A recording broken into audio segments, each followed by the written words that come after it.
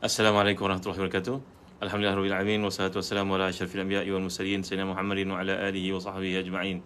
Allahumma salli wa sallim wa barik ala Muhammad wa ala ali Muhammad kama sallaita wa sallamta wa barakta ala Ibrahim wa ala ali Ibrahim fil alamin innaka Hamidum Majid.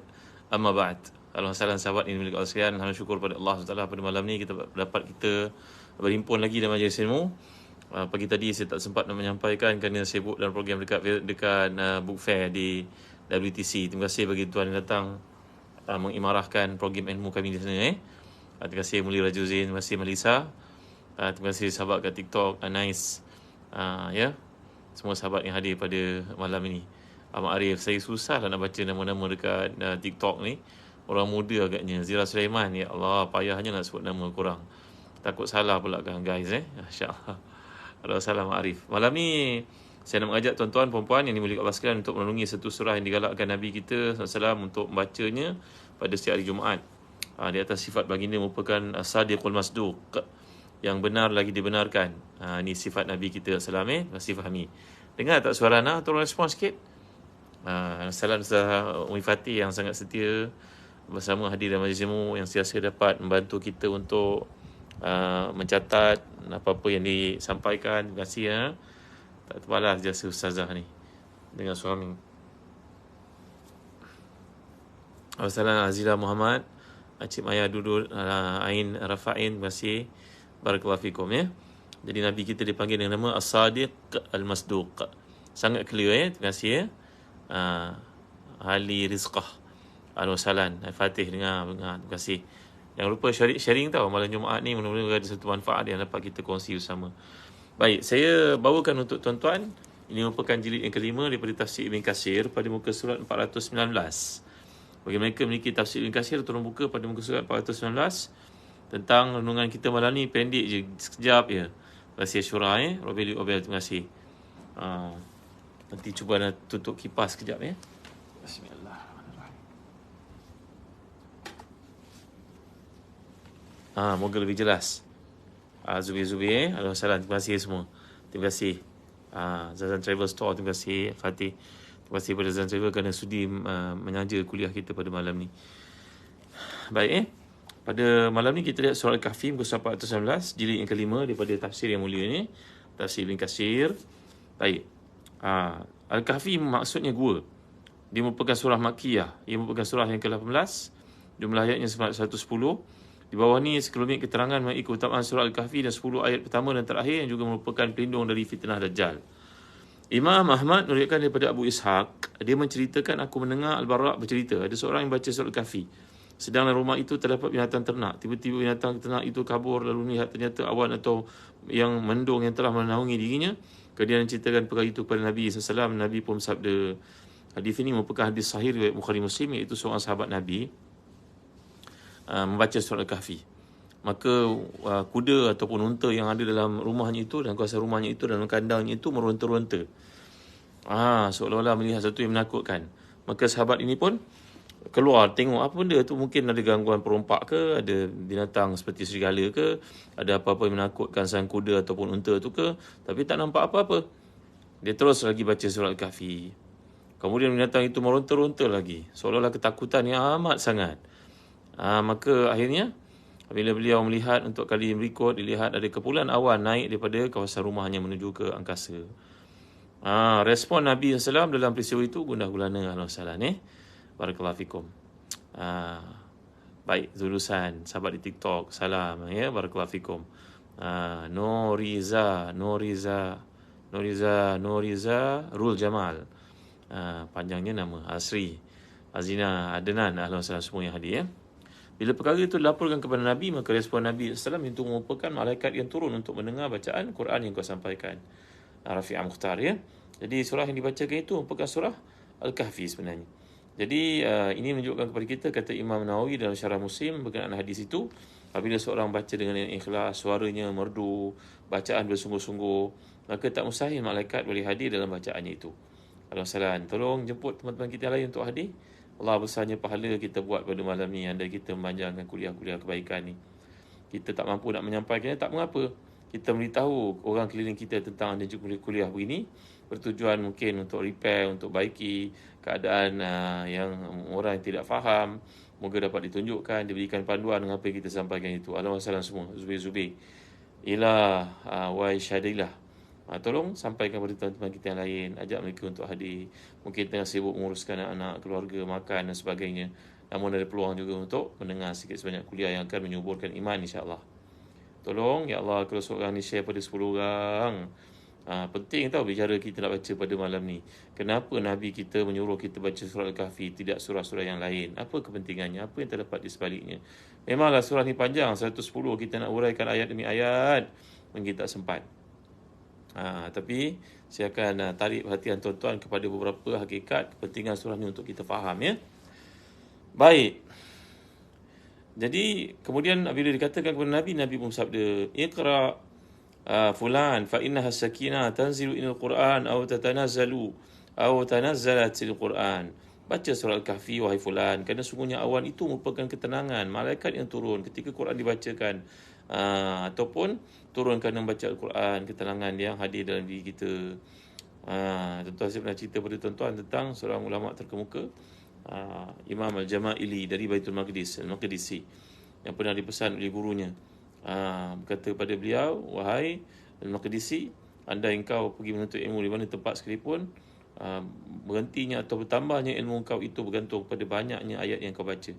Setakat mana engkau membaca Al-Quran, maka setakat itulah ayat ataupun ilmu akan berhenti. Kalau engkau berhenti kat situlah yang kau dapat. Maka bacalah sebanyak-banyak Al-Quran, Allah akan buka untuk kamu hijab. Ini orang panggil kasyaf kadang-kadang, ya. Kerana dapat melihat apa yang orang lain tak nampak. Alhamdulillah, Ustazni Yaakob, barakallahu fikum. Ijul pijul, alhamdulillah. Mazita Maimunah, alhamdulillah. Jemput teman-teman kita lain, sharing. Moga-moga ada pahala untuk kita bersama pada malam ni. Baik, guru saya, Syekh Dr. Ratin Ablusi, pentafsir Quran terkemuka, tusing pesan kepada kaum muslim-muslimat kat luar sana. Antum mungkin tak mampu nak menyampaikan ilmu macam para asatizah, tapi antum telah pun menyarankan kepada orang di luar sana, mungkin anak-anak kita, adik-beradik kita, rakan taulan kita, karya masjid kita, untuk duduk pada waktu ni dengar sikit ilmu yang disampaikan. Moga insya-Allah ada manfaat padanya. Tadi? Okey. Baik. Demikianlah hadis yang diriwayatkan oleh Bukhari dan juga Muslim dalam sahih ini. Dan orang lelaki yang baca surah tersebut adalah Usaid bin Khudair radhiyallahu anhu. Usaid bin Khudair ni antara sahabat Ansar dan sangat besar jasanya untuk Islam, pejuang yang tegar, yang hebat, ya. Fatimah Man Salan. Imam Ahmad meriwayatkan daripada Abu Darda, daripada Nabi SAW, baginda bersabda, man hafiza 10 ayatin min awal suratul Kahfi usima minad dajjal. Barang siapa yang menghafaz 10 ayat yang pertama dari surah Al-Kahfi, maka dia akan dilindungi dari fitnah Dajjal. Siapakah Dajjal itu, tuan-tuan? Dajjal merupakan satu makhluk seperti manusia. Dia merupakan manusia sebenarnya, yang akan hadir di akhir zaman nanti, bertujuan untuk menjadi fitnah, ujian kepada kita semua. Siapa yang menentang akan diberi nikmat, diberi kemegahan, kemewahan, kesenangan, dilimpahkan dengan berbagai pemberian. Siapa yang menentang nanti akan dimasukkan dalam neraka buatannya sendiri. Tapi ketahuilah olehmu, sabda Nabi kita SAW, apa yang kamu saksikan sebagai neraka itu sebenarnya merupakan syurga. Dan apa yang kamu lihat sebagai syurga itu merupakan neraka sebenarnya. Maka pada waktu itu orang beriman, lelaki akan berusaha untuk mengikat isteri dengan anak-anaknya, bimbang mereka ni terpalit, terikut, terpengaruh, tergoda dengan fitnah Dajjal pada waktu itu. Bayangkan jenamaik, ya, Alhamdulillah, Zaliha Hamid, seperti Nabi kita sabdakan, Dajjal tu bila dia datang bawa segala bentuk kesenangan, maka ramailah orang terpengaruh, terutamanya orang perempuan. Allah, wahai wanita-wanita muslimah, takut, ya, sampai orang lelaki terpaksa mengikat anak isterinya, perempuan-perempuan yang ada di rumahnya, kakaknya ke ibunya, ke anak perempuannya, ke makciknya. Bimbang wanita-wanita tersebut terpengaruh dengan Dajjal. Ya, isteri kita kat rumah, anak-anak perempuan kita. Kita pergi ke masjid, mungkin dia tengok filem Korea kat rumah. Maafkan saya perempuan, ya. Tadi kadang jadi lalai. Maka banyaklah sepatutnya perkara yang patut kita lakukan terabai.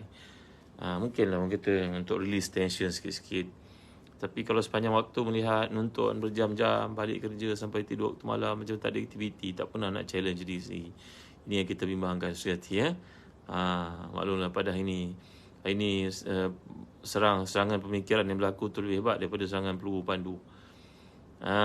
Bila serangan pepandu jatuh, semua orang mati, habis cerita. Tapi bila serangan pemikiran ni bersifat filem-filem hiburan datang, kita tak sedar tanggungjawab kita banyak terabai rupa-rupanya. Bila nak baca Quran, bila nak baca hadis, bila nak berzikir. Ya, lantaran terlalu banyak hiburan yang ada kat rumah kita. Allahu Akbar, Masya Allah, Tabaraka wa Ta'ala. Ini adalah bicara yang penting untuk menyuburkan iman, mengingatkan diri kita. Jangan kita lalai pada hari ini, tuan-tuan. Ini ghaflah namanya, tuan-tuan. Ya. Ustaz Nulis, ya. Gitulah keadaan kita pun risau. Baik, diriwayatkan oleh Imam Muslim, Abu Dawud, Nasa'i dan Tirmizi. Tirmizi mengatakan hadisnya hasan sahih.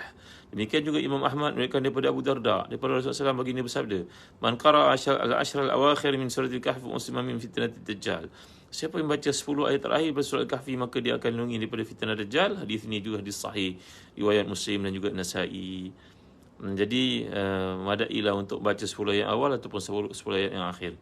Kalau hafal 110, tentulah lebih baik. Ya. Jadi ini peringatan daripada Nabi kita SAW, kerana Dajjal ini satu ujian yang sangat besar kepada kaum ini nanti. Dajjal ni tidak akan berjaya memasuki kota Mekah dan juga Madinah. Selain daripada itu, dia mampu untuk datang, sehinggalah dia akan dibunuh oleh Imamul Mahdi.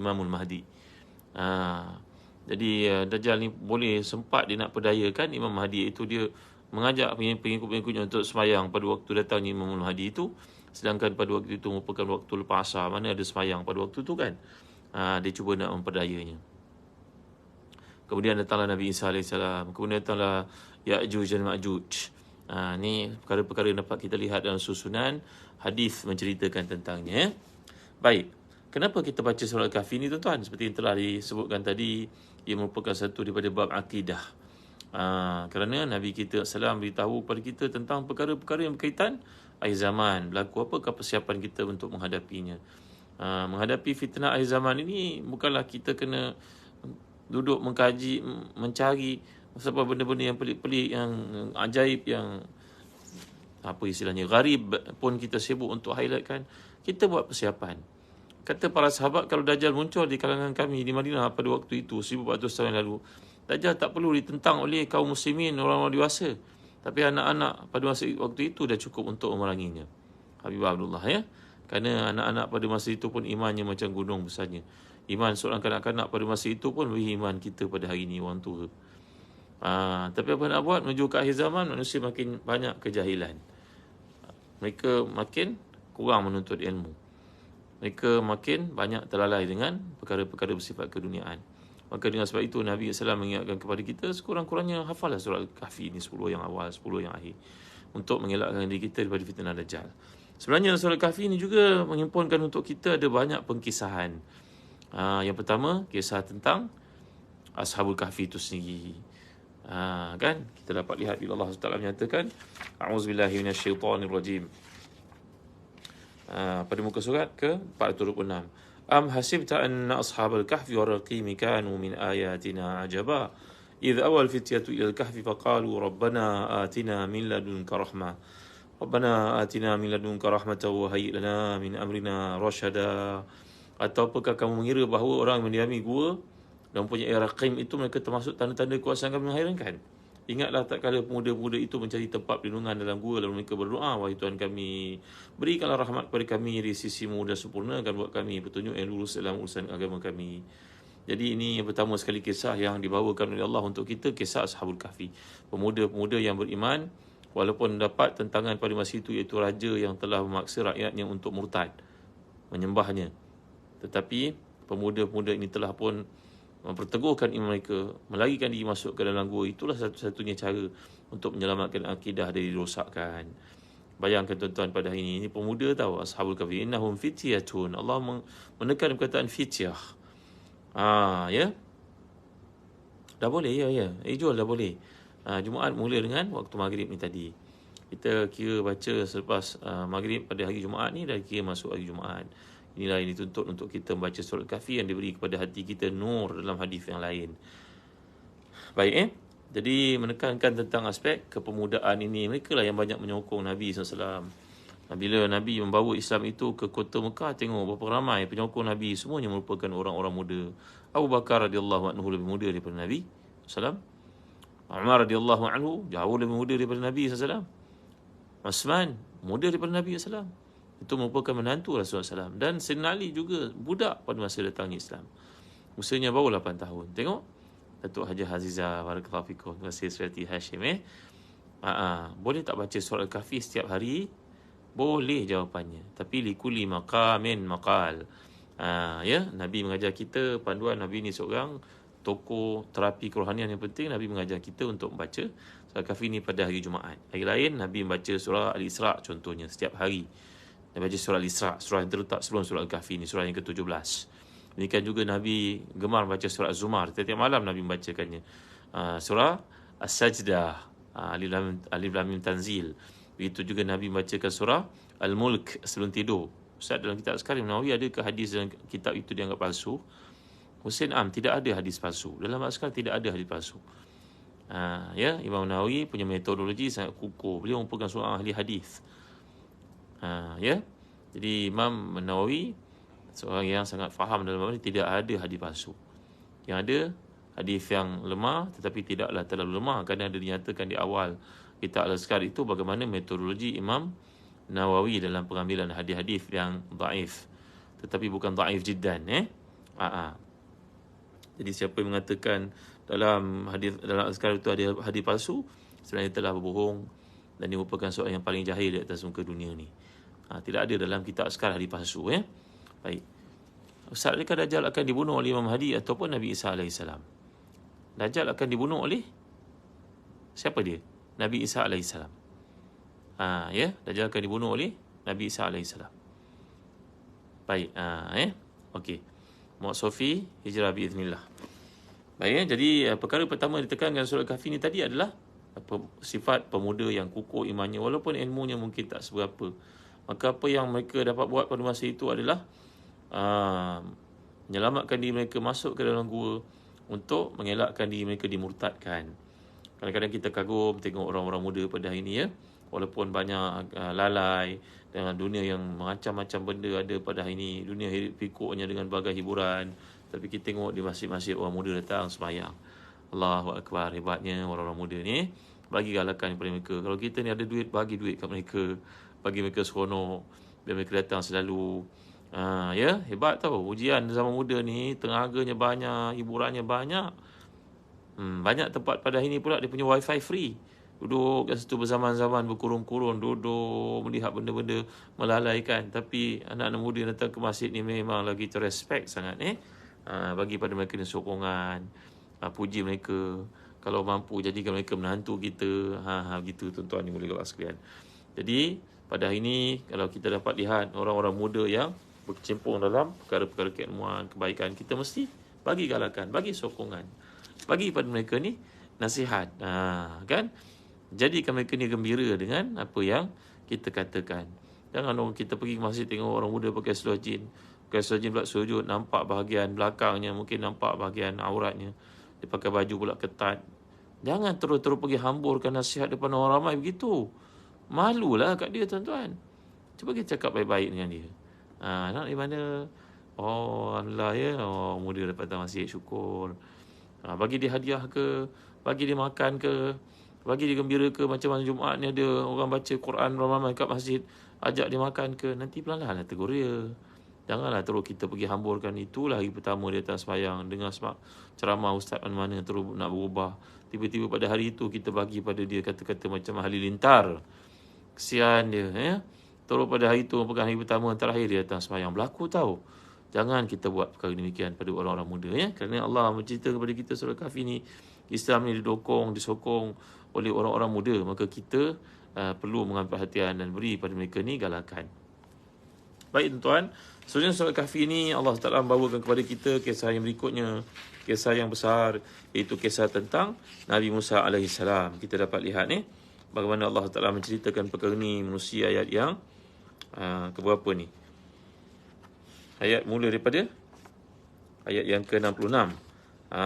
Cerita tentang Nabi Musa AS, ya. Jadi kalau kita perhatikan dalam surah Al-Kahfi ni, pada ayat 60 Allah mulakan a'udzubillahi minasyaitonirrajim wa idz qala Musa li fatahu la abrahu hatta ablugha majma'al bahrain aw amdiya huquba Dan ingatlah ketika Musa berkata kepada pemuda yang bersama dengannya, aku tidak akan berhenti berjalan sebelum sampai ke pertemuan dua buah lautan, atau aku akan berjalan sampai bertahun-tahun. Pemuda ni merupakan Yusha' bin Nun. Yusha' bin Nun ni merupakan anak saudara pada Nabi Musa alaihissalam, anak kepada kakaknya. Ingat tak kalau kita baca surah Taha, ketika Nabi Musa masih kecil, dia hanyutkan ibunya dalam bakul dalam sungai Nil tu, maka kakak dia yang ikut dia kan. Maka kakak dia ikut. Qusi, Nabi ibu pada Nabi Musa berkata kepada kakaknya, pergi ikut bakul itu ke mana dia hanyut. Maka kakak Nabi Musa lah, bayangkan budak kecil ni, kalau kita ada anak perempuan kecil usia 9-10 tahun kan, dah jam 4, dah 3, dia main-main dengan adik lakinya. Macam tu lah Allah bawa dalam Quran, tuan-tuan. Ya Allah, kalau tuan-tuan faham bahasa Al-Quran, ya tuan-tuan, saya semua terlupa. Ni musim pesah buku kan, tuan-tuan dapatkan buku ni tahu. Ini namanya Belajar Bahasa Arab Fast Track. Penting sangat untuk memiliki kitab ni, kerana saya mengajar bahasa Arab 30 tahun tuan-tuan. Saya dapati inilah kaedah yang terbaik untuk kita menguasai bahasa Arab. Namanya Belajar Bahasa Arab Arabic for All. Kami di Telaga Biru dapat rights untuk penerbitan buku ni untuk wakil Malaysia secara eksklusif, dan kami juga menyediakan program online untuk belajar kursus bahasa Arab gaya Arabic for All ni. Tuan-tuan, kalau tuan-tuan boleh menguasai bahasa Arab, nikmatnya tuan. Tuan-tuan baca Quran tu macam terasa macam wahyu diturunkan ke atas kita tahu. Bila Allah cerita dalam surah Taha itu, kakak Nabi Musa tu pergi ikut dia. Kakak ni cukup sayang dengan adiknya Musa tu. Kakak ni sangat ambil berat tentangnya. Kakak ni juga yang mengikut perkembangan Nabi Musa ketika berada dalam penjagaan Asia, isteri Fir'aun itu. Kakak inilah yang melahirkan seorang anak yang menjadi pembantu setia Nabi Musa. Namanya Yusha' bin Nun. Ya Allah, kita ada anak perempuan, ceritalah kat anak perempuan kita bagaimana kasih sayang kakak ni kepada adiknya Musa. Kak Long kena sayang adik ni. Kerana Allah bawa pada kita nak orang perempuan ni, orang lemah lembut, sopan santun, jangan kasar-kasau. Jangan katalah habau. Ya, Laila Harun, Ustaz ada tak Telaga Biru keluarkan Quran mengikut juzuk setiap buku? Ya, ada. Laila Harun ada. Kalau pergi ke www.telagabiru.com.my pun cari Quran per juzuk. Ada yang jilid 1 juzuk, jilid 2 juzuk kedua, ada yang 5 ada yang 6 juzuk sekali 1 juzuk 1 jilid, ada banyak macam-macam. Baik, tuan-tuan yang rahmati dan dikasihi sekalian. Jadi kembali kepada kisah Nabi Musa ni tadi. Oleh kerana kakak ni sangat banyak jasanya untuk adik yang tersayang itu, maka Allah hadiahkan untuk kakak ni, anak dia pun jadi Nabi. Namanya Yusha' bin Nun. Nabi Yusha' bin Nun ini adalah anak saudara Nabi Musa AS. Beliau lah yang telah ada tak dalam Quran beritahu cara hadapi Ya'juj dan Ma'juj. Ini Ya'juj dan Ma'juj, dan segala fitnah akhir zaman ni menghadapinya hanya dengan iman saja. Bukan dengan kuatan tubuh badan, itu satu perkara. Tapi kuatan tubuh badan tak berguna kalau angkat berat macam-macam, sado, badan kemarin cantik lagi, tapi nak angkat selimut untuk bangun sembahyang subuh pun tak boleh. Apa gunanya tubuh yang tegak macam tu? Agak-agak kalau perang dengan orang kafir, dia nak pergi tak angkat senjata orang demikian? Belum tentu kan? Tapi kalau orang tu kurus sekalipun, tapi kesungguhannya menjaga panduan ketetapan perintah Allah, maka orang ni yang kita harapkan, kita yakini akan pergi menentang Dajjal. Bukan tubuh badan fizikal, makan sedap, mesti tegap, itu bagus. Tapi kalau itu menjadi target utamanya, maka ilmunya tak ke mana, imannya tak ke mana, sembahyangnya tak ke mana. Maka orang ni kita nak harap, tak boleh harap tuan-tuan. Baik. Seterusnya, kita dapat lihat pemuda ini telah menemani Nabi Musa AS. Dan di sini adab tu sebagai seorang leader. Alhamdulillah semua, Ani Akasia, Kau ini. Untuk saja ALM sekolah SM ada Rosani Yaakob. Ustazah boleh masuk ke www.telagabiru.com.my, cari perkataan buku KBD, KBT kan ada. Kalau rajin, kalau kesempatan, mari datang ke Festival Buku. Kami tinggal 3 hari je lagi. Jumaat, Sabtu, Ahad, betul habis. Bagai-bagai buku ada, termasuk buku LAM, Bahasa Arab, Lughah Arabiah Mu'asirah, untuk KBD, KBT, STAM dan sebagainya. Alhamdulillah, Telaga Biru penggiat penerbitan bahan-bahan buku-buku sekolah Islamik untuk line menjadi ulama. Kita tak tanya tak jawab apa hukum. Entah ni siapa ni, entah cerita bab ni, kami tak cerita bab tauhid lah Syekh. Entah tak suka, entah keluar lah. Tak payah datang kat sini, jangan mengarut, menyebut, memprovok orang, tak bagus. Kami tak cerita pun bab tauhid kat sini. Entah boleh berambus keluar, tak payah kat sini. Jangan kacau kat sini, boleh tak? Okey. Ini bukan marah tau. Ini perintah. Keluar. Tak payah duduk dalam grup ni. Kami tak perlu perintah duduk timbulkan fitnah kat sini je. Keluar. Anda halau yang terkeluar dari majlis ilmu ni. Yang tak perlu hadir kat sini. Pergi berambus. Pergi tempat lain. Baik. Jadi dalam perkara yang kita bincangkan ni, maaf saya jadi marah tuan. Kerana kita bercerita bab tafsir, dia pergi masuk bab mujassimah. Siapa mujassimah kat sini? Siapa ada samakan Allah dengan makhluk? Baik. Jadi kita berada dalam kisah yang kedua daripada kisah Nabi Musa AS. Yang Musa menceritakan kepada pemuda yang bersama dengannya itu, iaitu bagaimanakah cara untuk mencari Astagfirullahalazim. Astagfirullahalazim. La ilaha illa huwal qayyum wa atubu ilaih. Astagfirullahalazim. Astagfirullahalazim. La ilaha qayyum wa atubu ilaih. Baik. Tak perlu. Siapa nak cerita buat fitnah kat sini, keluar. Anda tak jemput pun, enta datang sini. Enta tak perlu hadir pun. Enta tengok tak sama lain, enta keluar. Tak payah duduk sini. Tak payah nak timbulkan fitnah. Tolong keluar. Jangan masuk lagi. Keluar dari sini. Jangan masuk majlis ilmu mana. Anda haram kan enta datang ke sini. Keluar. Baik. Terima kasih. Baik, tuan dan hati dan dikasihi sekalian. Baik. Budiana Mayang. Ya, ahlan wasahlan semua. Okey, jadi kita sambung cerita tentang perkara kedua yang Allah bawakan untuk kita, kisah Nabi Musa AS. Nabi Musa bersama dengan putera kakaknya, itu Yusha bin Nun, dan mereka pun bertemu dengan seorang lelaki yang saleh. Yang Allah ceritakan pada ayat 65 ni, fawajada 'abdan min ibadina atainahu rahmatan min indina wa 'allamnahu min ladunna ilma. Lalu mereka bertemu dengan seorang hamba di antara hamba-hamba kami yang telah kami berikan kepadanya rahmat dari sisi kami, dan telah kami ajarkan kepadanya ilmu dari sisi kami. Jadi laju sangat Ustaz berkaitan Yusha bin Nun, Nabi Musa kakaknya. Baik. Okey. Jadi lalu mereka bertemu dengan seorang hamba di antara hamba-hamba kami yang telah kami berikan kepadanya rahmat di sisi kami, dan yang telah kami ajarkan kepadanya ilmu di sisi kami. Jadi apa yang berlaku kat sini adalah kisah Nabi Musa AS. Nabi Musa pergi mencari hamba yang telah ditetapkan oleh Allah SWT ini untuk bertemu dengannya. Kerana Nabi Musa sebelum itu disebut dalam hadis sahih bahawa Nabi Musa ditanya oleh seorang daripada rakyatnya, siapakah yang paling alim? Siapa yang paling alim di kalangan manusia di dunia ini? Tanya rakyat itu kepada Nabi Musa AS. Maka Nabi Musa AS menjawab, akulah orangnya. Datanglah Jibril. Jadi datanglah Jibril untuk menjawab pada Nabi Musa AS, wahai Musa AS, jawapanmu itu tidak disukai oleh Allah Subhanahu Wa Taala. Jadi jawapanmu itu tidak tepat. Jadi setiap orang Allah berikan ilmu kepadanya. Maka Jibril pun telah memberitahu kepada Nabi Musa AS bahawa Allah memerintahkannya untuk berjumpa dengan seorang hamba yang salih. Walaupun Nabi Musa ini Nabi Ulul Azmi, Nabi Ulul Azmi berarti Nabi-Nabi yang tingkatnya lebih tinggi dari Nabi-Nabi yang lain yang kita tahu. Pertama Nabi Nuh, Nabi Ibrahim, Nabi Musa, Nabi Isa, Nabi Muhammad sallallahu alaihi wasallam. Ini 5 orang merupakan Nabi-Nabi Ulul Azmi. Fasbir kama sabara ulul azmina minar rusul. Jadi minta admin tolong blok ni hamba Allah ni, siapa yang mengacau ni tolong blok. Jangan bagi masuk lagi ke sini, ke majlis ilmu ni. Nanti kita pastikan secara tak payah masuk lagi ke sini lah. Jangan buat kacau kat sini.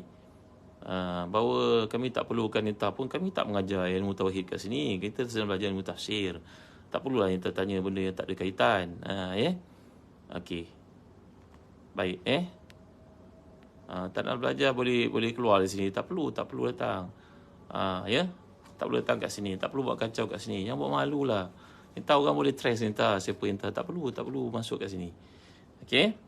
Jadi dalam apa yang berlaku ni adalah berkaitan dengan seorang hamba yang Allah Taala tak sebutkan siapa dia. Kebanyakan para ulama tafsir mengatakan bahawa beliau ini merupakan Nabi Khidir alaihissalam. Khadir. Ya, yang mana diambil perkataan Khadir itu daripada ikhdirar, daripada khudrah. Iaitu Nabi ni punya kelebihan, Allah jadikan ke mana tempat beliau datang, ke mana tempat baginda singgah, maka ia memberikan keberkatan.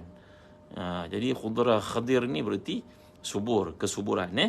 Jadi apa yang berlaku kat sini, maka Nabi Musa AS akhirnya telah pun bertemu dengan Nabi Khidir AS, dan baginda menyuruh kepada putera kakaknya itu Ishaq bin Nun supaya pergi kembali. Kat sini kalau kita belajar sifat leader, seorang leader yang ada, maka kat TikTok ya. Ni ramai sangat yang hadir sampai kita pun tak boleh kontrol siapa yang hadir niatnya betul nak datang belajar ke, ataupun sengaja nak buat provokasi ke. Maka yang nak buat provokasi ni, yang nasihatkan tak payah masuk kat sini lah. Tak payah masuk kat sini, boleh pergi tempat lain. Ya, tak payah masuk kat sini, pergi tempat lain. Kita tanya soalan macam ni, tak perlu. Ni soalan ni tak bukan soalan nak belajar, soalan nak menduga kan, nak menguji kan. Ya, baik. Jadi dalam keadaan yang kita ceritakan ni, bahawa Nabi Musa AS telah pun diperintahkan oleh Allah untuk pergi belajar daripada Khidir AS. Maka kita akan lihat dalam surah Kahfi ni bagaimana keganjilan perkara-perkara yang pelik di luar kontrol Nabi Musa AS, iaitu baginda melihat perkara-perkara yang dilakukan oleh Khidir itu, perkara-perkara bercanggah dengan hukum syariatnya. Ya, antaranya merosakkan kapal yang mereka tumpangi, membunuh budak kecil yang dilihat tidak bersalah, tidak berdosa, dan kemudian mendirikan tembok di tempat yang kawasan tersebut roboh, sedangkan penduduk di situ tidak meraihkan kehadiran mereka. Yang antara perkara-perkara pelik yang berlaku, yang menyebabkan Nabi Musa AS bertanya dengan nada yang tegas, kita dapat lihat daripada ayat-ayat yang kita akan bacakan nanti. Baik tuan, setakat ini saya dulu untuk kita pada malam ni. Terima kasih Mas Sani Ahmad. Ya, terima kasih Rafi Ahmad Yasin. Ya, terima kasih Kru Ta'lif, terima kasih semua yang hadir, Sabaria. Ya, terima kasih semua. Mudah-mudahan Allah beri pada kita hidayah, petunjuk.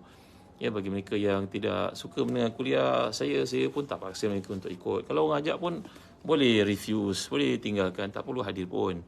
Tak perlu kita provoke pada orang lain yang hadir kat sini. Kita bukan belajar bab akidah, kita sedang belajar surah tafsir. Baik. Terima kasih semua. Fadilah Harun, selamat menunaikan salat fardhu Isya'. Barakallahu fikum. Sallallahu ala sayyidina Muhammad wa ala alihi wa sahbihi wa wasallam. Alhamdulillahirabbil alamin. Barakallahu fikum. Alhamdulillahirabbil alamin wassalatu wassalamu ala asyrafil anbiya'i wal mursalin sayyidina Muhammadin wa ala alihi wa sahbihi ajma'in. Allahumma ighfir lana dhunubana wa liwalidina warhamhum kama rabbana shighara wa li jami'i ashabil huquq 'alaina minal muslimina wal muslimat المؤمنين والمؤمنات برحمتك يا أرحم الراحمين. ربنا هب لنا من أزواجنا وذرياتنا قرة أعين واجعلنا للمتقين إماما. ربنا آتنا لنا واغفر لنا إنك على كل شيء قدير. ربنا لا تزغ قلوبنا بعد إذ هديتنا وهب لنا من لدنك رحمة إنك أنت الوهاب. ربنا آتنا في الدنيا حسنة وفي الآخرة حسنة وقنا عذاب النار وأدخلنا الجنة مع الأبرار يا عزيز يا غفار يا رب العالمين. اللهم رب هذه الدعوة التامة والصلاة القائمة آت محمدا الوسيلة والفضيلة وبعث مقام محمود الذي وعدته إنك لا تخلف الميعاد. ربنا آتنا في الدنيا حسنة وفي الآخرة حسنة وقنا عذاب النار. وصلى الله على سيدنا محمد وعلى آله وصحبه وسلم. Alhamdulillah rabbil alamin. Taqabbalallahu minkum. Terima kasih semua. Selamat menunaikan salat fardhu Isya'. Assalamualaikum warahmatullahi wabarakatuh. Terima kasih Imam Mahsuri, terima kasih Zaini Ali, Habib Abdullah, terima kasih Haji Hamidah, terima kasih Farid Misbah, barakallahu fikum, apa khabar? Terima kasih semua. Maaf tak sempat nak sebut nama semua. Assalamualaikum warahmatullahi wabarakatuh.